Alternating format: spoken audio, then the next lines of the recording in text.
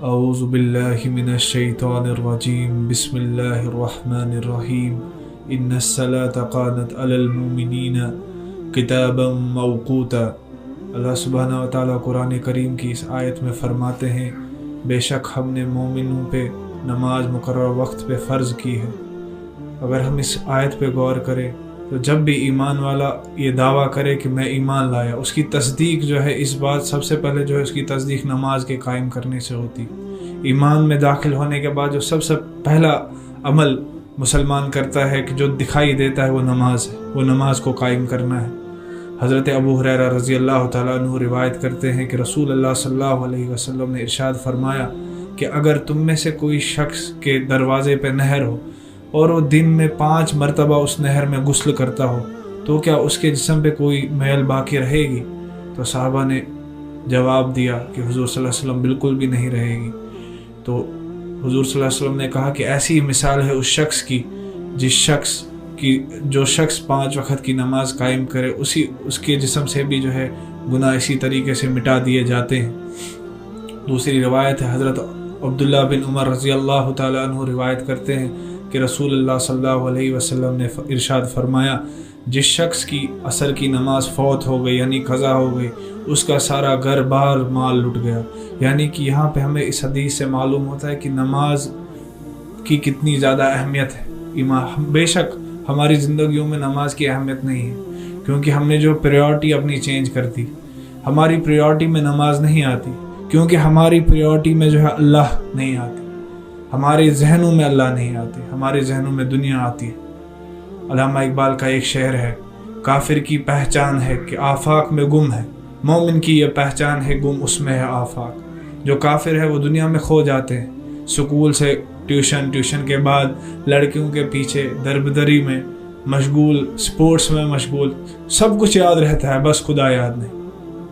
اس کے بعد ایک اور روایت ہے، حضرت ابو قتادہ رضی اللہ تعالیٰ عنہ روایت کرتے ہیں کہ رسول اللہ صلی اللہ علیہ وسلم سے صحابہ اکرام نے سوال پوچھا کہ ہم نماز سے سو جاتے ہیں، یعنی نماز جو ہے کبھی نیند کی وجہ سے ہماری قضا ہو جاتی ہے، تو اس حالت میں ہم کیا کریں؟ حضور صلی اللہ علیہ وسلم نے کہا کہ نیند کا ہونا جو ہے پریشانی کی وجہ نہیں ہے، پریشانی کی وجہ ہے کہ اگر آپ جاگے ہو پھر بھی آپ نماز چھوڑ رہے ہو۔ اس حالت میں اگر آپ سوئے ہو، جب آپ کو یاد آ جائے کہ آپ کی نماز چھوٹ گئی، اس وقت آپ نماز کو ادا کر لیں۔ اگر ہم غور کریں ان ساری حدیثوں پہ تو ہم نمازوں کو اتنا ہلکا سمجھتے ہیں۔ نماز جو ہے اسلام کا ایک ستون ہے۔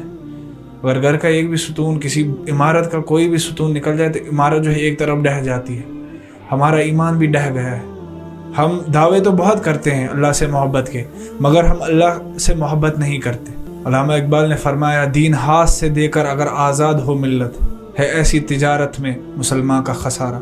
نماز جو ہے انسان کو پابند بناتی ہے، ہم اس پابندی سے آزادی چاہتے ہیں کہ ہم دین کو چھوڑ کے آزادی چاہتے ہیں اپنی، اور اگر ہم وہ آزادی مل بھی جاتی ہے ہمیں دین کو چھوڑ کے، اس میں جو ہمارا خسارہ ہے، ہمارا اس میں کوئی فائدہ نہیں۔ مثال کے طور پہ اگر 14 چیزیں ہم پہ فرض کی گئی ہیں، 14 چیزیں ایمان والوں پہ فرض کی گئی ہیں، اس میں سے ہم 7 کرتے ہیں، 7 پہ ہم عمل کرتے ہیں اور 7 کو چھوڑ دیتے ہیں۔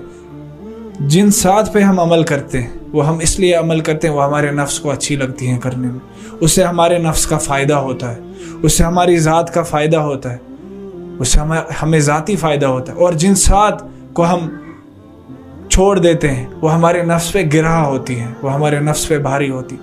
تو ذرا ہم غور کریں، دونوں صورتوں میں ہم کس کو راضی کر رہے ہیں؟ دونوں صورتوں میں ہم نفس کو راضی کر رہے ہیں، اور یہ شرک ہے جس کو بہت کم لوگ جانتے ہیں۔